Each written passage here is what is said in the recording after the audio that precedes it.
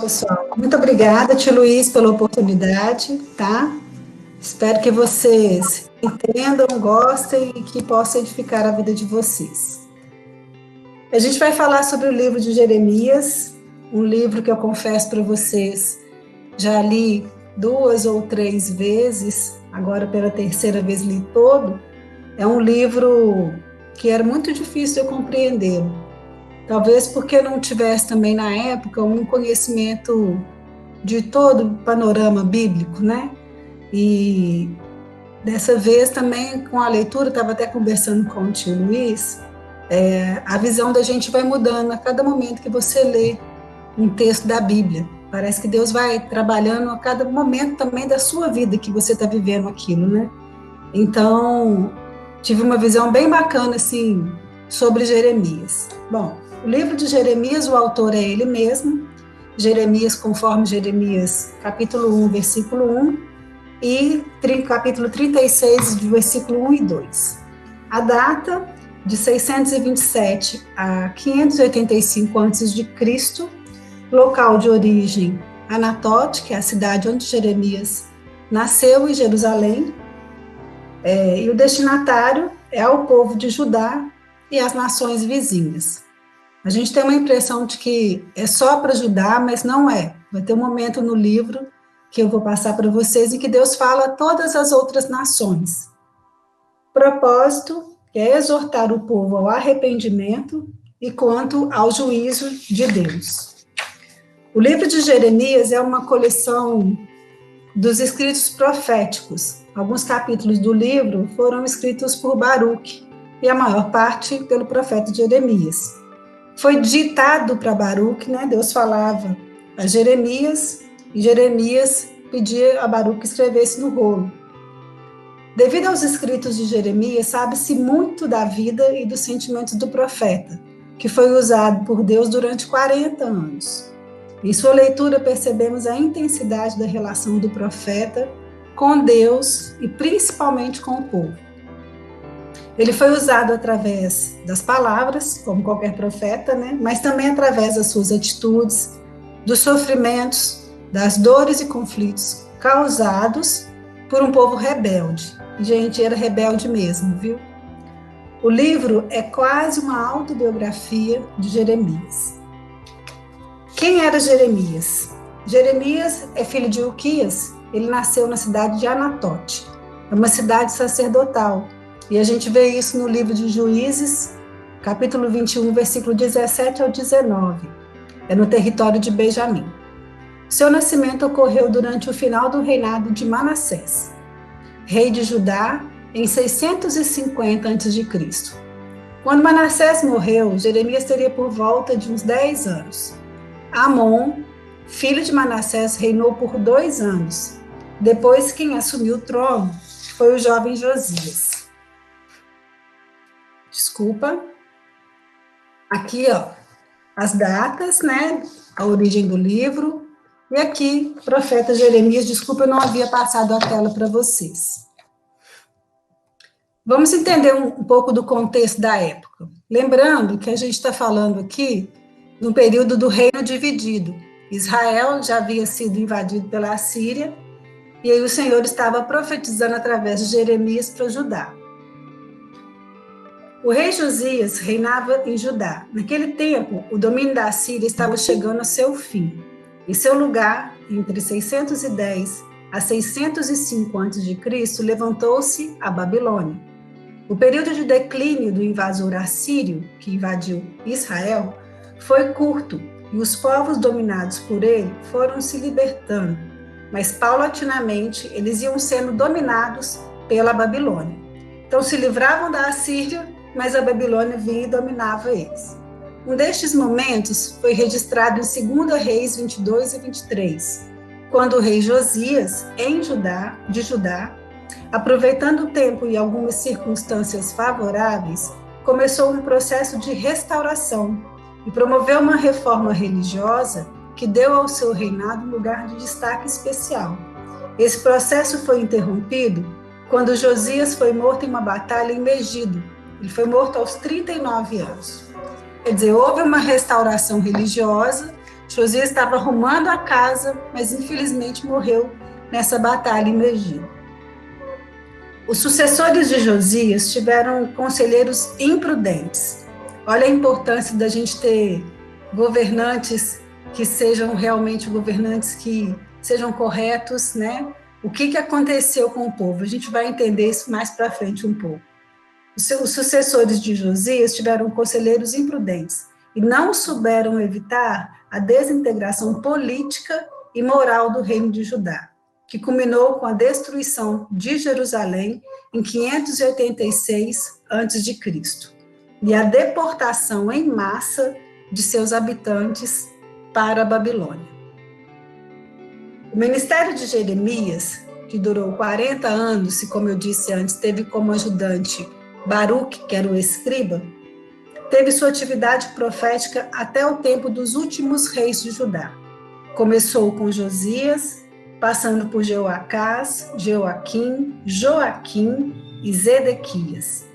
Os tempos eram difíceis para o povo, cujos dirigentes tinham posições políticas conflitantes. Uns eram partidários de submeterem a Babilônia e os outros de se aliarem ao Egito, porque eles entendiam que, se aliando ao Egito, eles destruiriam a Babilônia. Vamos ver no quadro seguinte uma linha de tempo, que aí acho que fica mais fácil da gente compreender. Aqui a gente tem os reinados de Josias, Jeoacás, Joaquim, Joaquim e Zedequias. O tempo que Jeremias profetizou foi de 40 anos, e os períodos aqui, o Império Babilônico, ele vai subjugar a Assíria em 612, e em 605 tem a primeira invasão a Jerusalém. A primeira vez que eu vi esse quadro já tem um tempo já, e eu achava que Jerusalém havia sido invadida uma única vez. Olha só como que a gente lê Bíblia muito rápido, né? Que toda vez que eu lia invasão, eu achava que era a mesma invasão. E estudando historicamente, né, os livros, aí você vai compreendendo que não foi uma única invasão. A primeira invasão em Jerusalém, houve a deportação do rei Joaquim, Daniel e seus amigos. Parte dos tesouros também são levados para a Babilônia. A segunda invasão na Babilônia tem a deportação do rei Joaquim e do profeta Ezequiel. Mais de 10 mil pessoas. E Deus é tão bom, gente, que ele levou Ezequiel para profetizar para o povo, lá no cativeiro. A terceira invasão a Jerusalém pela Babilônia, houve a destruição completa de Jerusalém, bem como o templo, né, os muros, e o rei Zedequias é levado à Babilônia.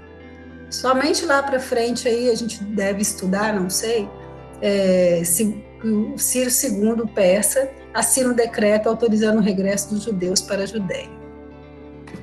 A gente percebe nitidamente o cuidado de Deus, que tinha Abacuque profetizando também, Jeremias, Daniel, e Daniel estava na corte, né?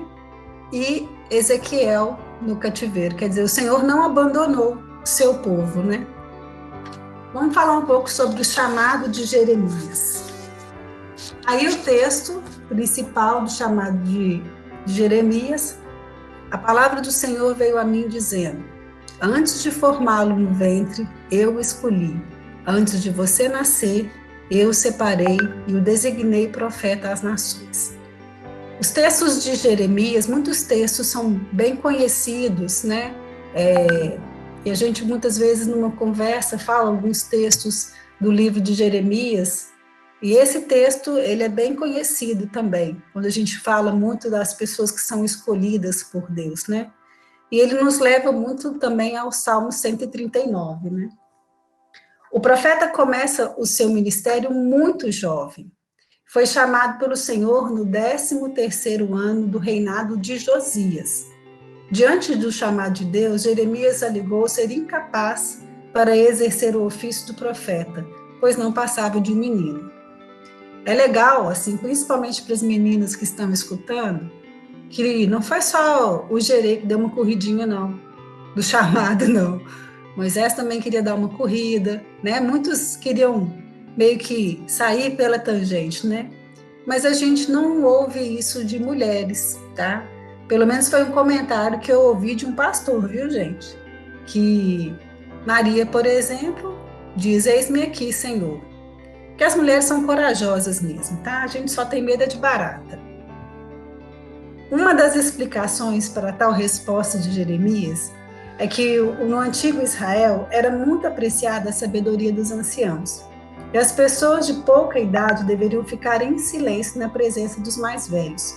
Por isso, Jeremias argumentava que suas palavras careciam de autoridade. Além da idade, ele também se achava realmente imaturo para tamanho cargo, vamos dizer assim, né? A mensagem de Jeremias, gente, não era uma mensagem fácil. O texto diz: Olha, ponho-te neste dia sobre as nações e sobre os reinos para arrancares, para derrubares e para destruíres e para arruinares e também para edificares e plantares.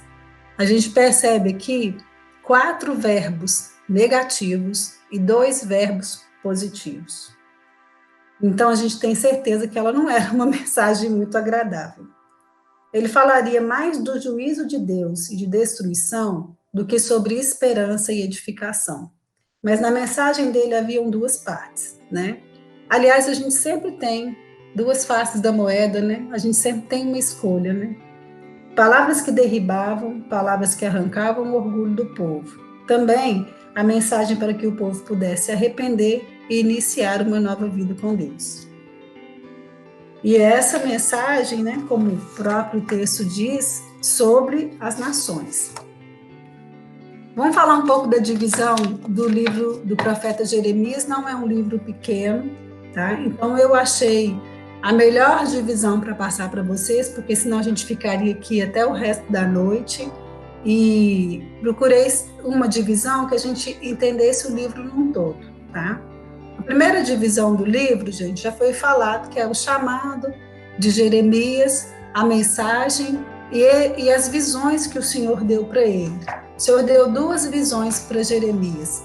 A visão de uma panela com água fervendo, com a boca virada para o norte, que estava falando da Babilônia, que viria do norte, né? E uma curiosidade é que a Babilônia não estava ao norte, mas devido ao deserto que eles teriam que atravessar, eles iriam fazer a invasão pelo norte de Jerusalém, tá? Mas ela não estava ao norte. E a outra visão foi a visão da amendoeira. Deixa eu só achar o texto aqui, pessoal, porque minha Bíblia está fechada, eu estou com outro papel aqui na minha mão. Isso, Jeremias. Essas 2 visões, o próprio Senhor explica as visões no texto, tá? Que era uma outra coisinha também, que eu tinha uma dificuldade imensa, porque eu sempre achava assim, poxa, uma visão, um negócio, mistério e tal, e você tem que realmente estudar, muitas vezes, a cultura daquele povo, daquele local, e aqui nesse caso, o próprio texto mesmo explica, a visão da vara de amendoeira, que o Senhor disse: Viste bem, porque eu velo sobre a minha palavra para cumprir. Aqui nesse caso, o próprio Senhor explica as visões que ele deu para Jeremias. A segunda parte do livro de Jeremias, ela vai do capítulo 2 até o capítulo 25. Essa parte corresponde aos 20 primeiros anos do ministério de Jeremias, dirigida ao povo de Judá e à cidade de Jerusalém, a fim de que seus habitantes tomem consciência de seus próprios pecados. Propõe ao povo o exemplo da maldade de Israel, exorta para mudar a conduta, insiste em denunciar a mentira e a violência e a injustiça e a obstinação do coração do povo de Judá, males cuja raiz se encontra na infidelidade do Senhor, no tê-lo abandonado e ir atrás de deuses estranhos, apostasia, idolatria. O Senhor compara o povo a uma prostituta com muitos amantes. Eles não reconheciam a soberania do Senhor, praticavam malícias e mentiras. Havia uma quebra de aliança e a idolatria. Não deram ouvidos ao Senhor e não guardavam a lei e andaram segundo o propósito do seu coração. Do mau coração, na verdade, né? Tudo isso junto com uma idolatria extremamente pesada, apostasia, tá? E eles realmente não ouviram a mensagem de Jeremias. E Jeremias sofre por causa da sua mensagem. Era uma mensagem realmente muito dura, né? Ele tinha que realmente falar ao povo o que estava acontecendo. E o Senhor, quando ele compara, né, o povo a uma prostituta, para nós, então, é uma palavra muito pesada, né? Prostituta, né? E aí o Senhor faz essa comparação, falando da infidelidade de Judá, e ele usa todo o exemplo de Israel, que já viu que quase 100 anos que ela havia sido invadida pela Assíria. O Senhor usa o exemplo, né? Jeremias fala desse exemplo para o povo, e o povo insistindo em continuar no seu mau caminho.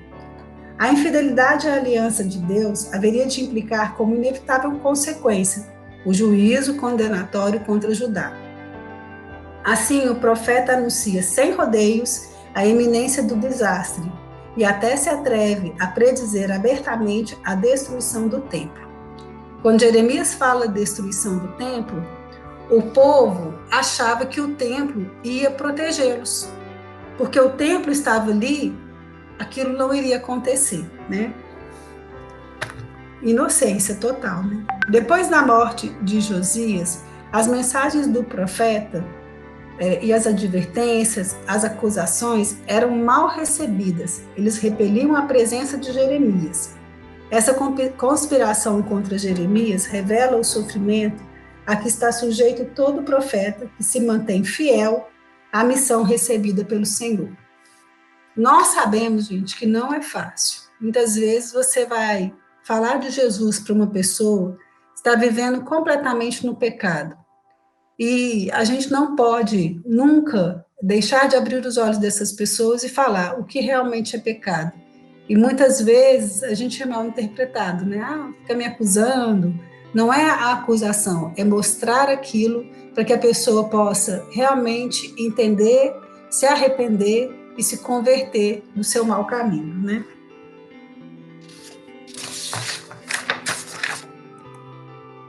A segunda parte, ou melhor, acho que aqui já é a terceira parte, né? Dos capítulos 26 ao capítulo 45. Nesses capítulos, Jeremias relata os incidentes de sua própria vida e descreve os dramáticos ataques sofridos, bem como a forma como o suportou sem se desviar de sua missão. Aqui também encontramos referências a Baruque, filho de Nerias, companheiro do profeta, a quem, conforme Jeremias ditou e escreveu no rolo todas as palavras em que o Senhor havia revelado, conforme o capítulo 36 de Jeremias, versículo 4. Mas Jeremias não foi enviado somente para arrancar, derribar, destruir e arruinar, mas também para edificar e plantar.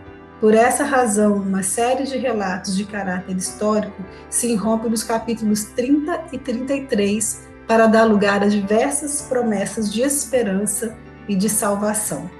Um dos capítulos mais lindos, gente, que eu particularmente gostei e amo no livro de Jeremias, é o capítulo 29, que é a carta que Jeremias escreve para aqueles que estão no cativeiro.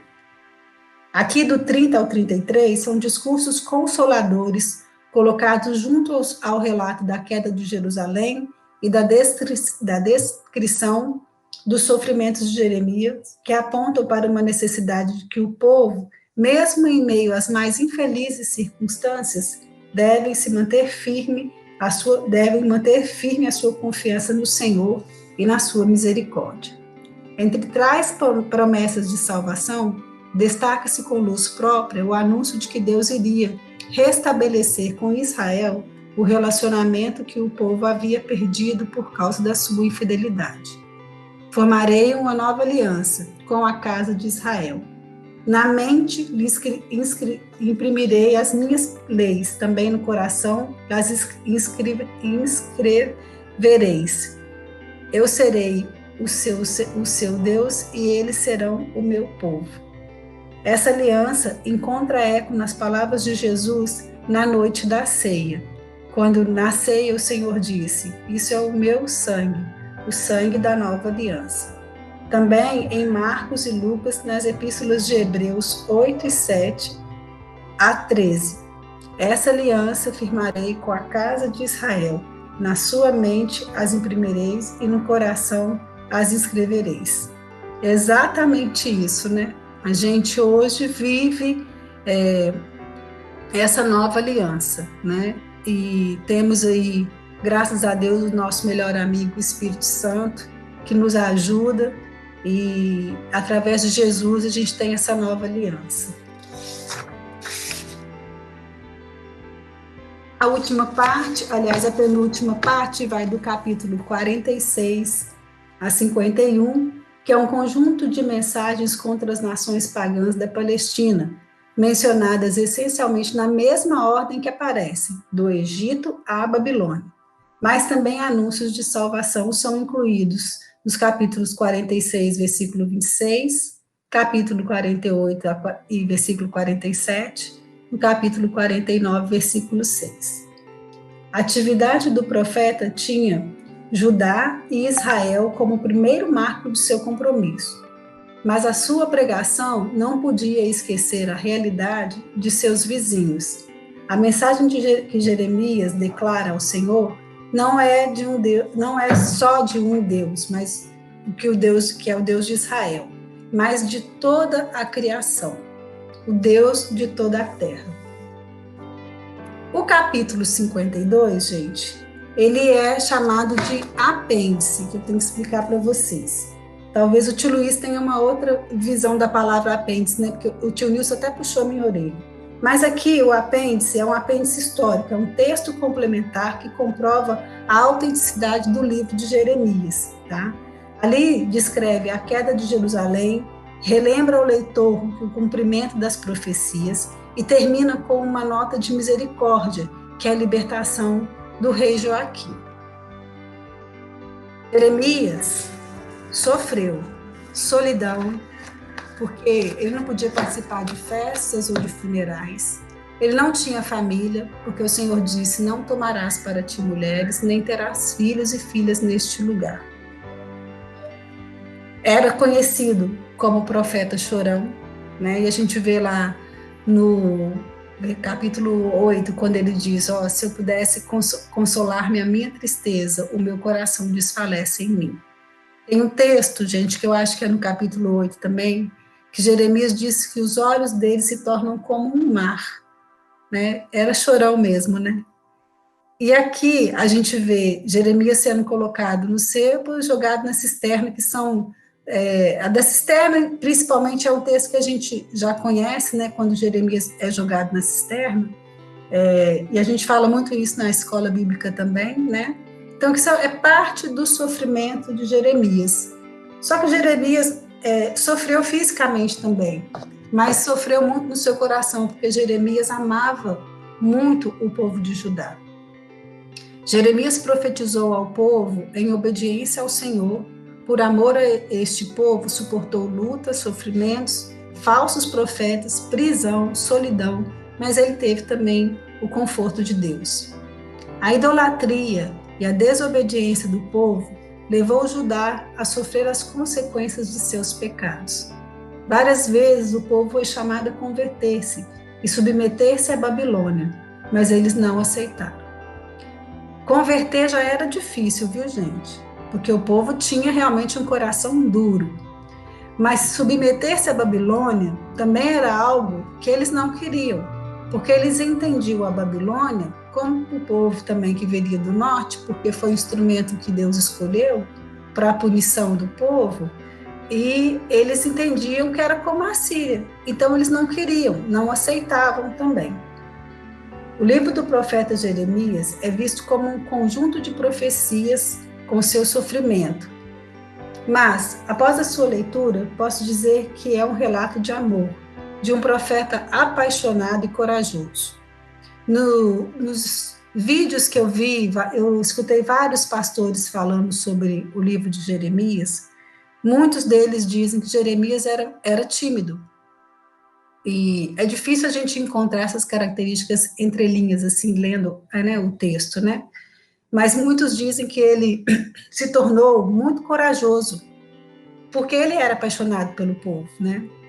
Talvez por esse motivo ele seja conhecido como profeta chorão. Seu amor pelo povo de Judá leva Jeremias a interceder a Deus por um povo rebelde e por 3 vezes o Senhor rejeita sua intercessão. Esse texto, a minha sogra fala muito desse texto, sabe? Minha sogra, muitas vezes, ela fala assim, tem pessoas que você ora, ora, ora, e vai falando com o Senhor, vai orando, vai pagando um preço de oração, mas tem pessoas que você não deve orar. Você deve pedir orientação a Deus até onde você tem que orar por aquela pessoa. Aí ela cita muito esse texto de Jeremias 7,16, quando o Senhor diz assim para Jeremias: Tu, pois, não intercedas por este povo, nem levantes por ele clamor ou oração, nem me importunes, porque eu não te ouvirei. É difícil demais a gente ver Deus assim, não é? Porque a gente sempre fala que Deus ouve as nossas orações. Eu não consigo imaginar Deus dizendo assim, não quero, não vou ouvir essa oração aí, não estou afim, né? A gente tem uma imagem de Deus, e isso não é romantismo nenhum, tá, gente? Mas é porque Deus é amor, eu entendo assim, que não consigo ver Deus dessa forma. Mas era necessário, eu não sei se era um tratamento também do próprio Senhor com Jeremias, mas por 3 vezes o Senhor diz isso para Jeremias. No capítulo 29, que é o capítulo que eu disse para vocês anteriormente, encontramos uma carta de esperança e orientação aos que foram levados cativos. Nelas estão vários versículos conhecidos do povo cristão. Um deles sempre usado por nós em momentos de incerteza no futuro, que é o versículo, capítulo 29, versículo 11, que diz: Pois eu bem sei os planos que eu estou projetando para vocês, diz o Senhor, planos de paz, não de mal, para vos dar um futuro, uma esperança. Então me invocareis, ireis e orareis, e eu vos ouvirei. Buscar-me-eis e me achareis, quando me buscardes de todo o vosso coração, e serei achado de vós. O Beto, ele faz um desenho, ele me explicou isso uma vez, sobre buscar a Deus de todo o vosso coração. Ele desenha um coração, escreve ali dentro do coração coisas que nós desejamos, que nós amamos, e ele diz assim, olha só, a gente tem que amar Deus acima de todas as coisas. Aí ele escreve a palavra Deus acima de tudo aquilo que ele escreveu dentro do coração. Aí a gente sempre fala, não, é Deus, amar a Deus acima de todas as coisas. Aí ele vai e pinta todo o coração e ele diz, não, você deve buscar a Deus e amar a Deus de todo o vosso coração.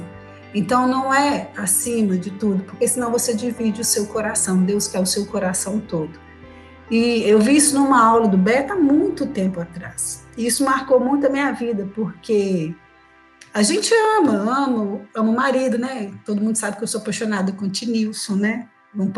Não tem nem como esconder isso. Amo a minha mãe, os meus irmãos, os meus sobrinhos, né? Minha família. Amo vocês, as crianças, né? A gente tem os nossos amores. E quando a gente fala assim, amar a Deus acima de todas as coisas, e a gente entende que o Senhor quer todo o nosso coração, Ele não quer que você deixe de amar os outros, mas Ele quer sim que você tenha um amor intenso por Ele, como Jeremias também teve. Jeremias obedeceu ao Senhor, e se ele era tímido ou não, ele realmente se tornou muito corajoso, porque ele sofreu muito fisicamente também, né? E esse texto de Jeremias 29:11, né? A gente imagina assim, ele sabe qual é o plano, né? E o plano é maravilhoso, né? O plano é nos levar para o céu, o plano é estarmos com Ele na eternidade, né? O plano realmente é lindo. E para que esse plano aconteça, eu e você, muitas vezes, temos que ser como Jeremias, né? A gente tem que chorar um pouco mais por aqueles que estão perdidos, a gente tem que ter mais coragem e certamente a gente vai sofrer algumas vezes, né? Para que esse plano se cumpra e para que a gente seja instrumento de Deus para falarmos desse plano, para levarmos a palavra. Certamente o Senhor tem planos para as nossas vidas, mas isso não quer dizer que a nossa responsabilidade como cristãos se encerra. Ao contrário, somos chamados como Jeremias. O exemplo do profeta deve ser lido, analisado e seguido por nós. Precisamos chorar um pouco mais, precisamos sim proclamar a mensagem da salvação e muitas vezes derrubar a idolatria, arrancar os desejos indevidos, plantar a palavra e edificar uma vida em Cristo. Levar a palavra de esperança da vinda de Cristo e renovar a esperança da vida eterna a todos. O profeta Jeremias, nessa leitura que eu tive do livro, até falei com o tio Luiz, um dia que a gente estava conversando, que eu não gostaria de falar tanto do sofrimento de Jeremias. Ele realmente sofreu muito, e a minha visão nessa última leitura do livro foi realmente do grande sofrimento de Jeremias. Na primeira leitura que eu me lembro que eu tive do livro inteiro de Jeremias, eu via toda a rebeldia daquele povo, sabe? Então, eu foquei muito na rebeldia do povo, porque realmente foi um povo que Jeremias falava, Jeremias levava a palavra, Jeremias foi expulso, foi preso, não podia entrar no templo, foi jogado na cisterna, e o povo não ouvia. E o povo continuava em plena idolatria à Rainha dos Céus e a muitos outros deuses, tá? Não era somente a Rainha dos Céus. E todos participavam. Crianças pegavam a lenha, mulheres faziam os bolos, passavam os bolos à Rainha dos Céus, os homens participavam, haviam momentos de orgia, enfim, idolatria intensa. Então, minha visão era muito para o povo. Nessa última leitura que eu tive, minha visão ficou muito sobre Jeremias. E aí eu disse uma coisa para o tio Luiz: eu não quero ficar falando do sofrimento de Jeremias, mas sim do amor de Jeremias. E me tocou muito isso, porque realmente a gente está vivendo um momento que nós precisamos amar muito mais, né? Que nós precisamos realmente colocar esse amor, porque o mundo está muito virado, as pessoas estão realmente nervosas, a gente está vivendo com essa pandemia também momentos de estresse muito grande, e Jeremias trouxe essa visão para mim do amor, tá? Então é isso que eu vi no livro de Jeremias, isso que eu queria passar para vocês. Eu espero que vocês tenham aprendido, que possam ler o livro todo de Jeremias.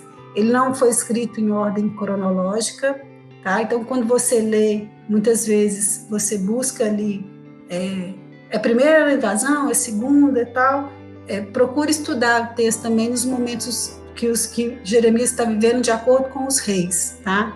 Isso também foi algo que eu queria fazer uma aula, ligando aos reis os atos de Jeremias. Depois eu vi que isso não ficaria muito bom, que eu não conseguiria passar exatamente isso para vocês, por isso eu decidi fazer nessa divisão aqui, ok? Alguma pergunta, pessoal?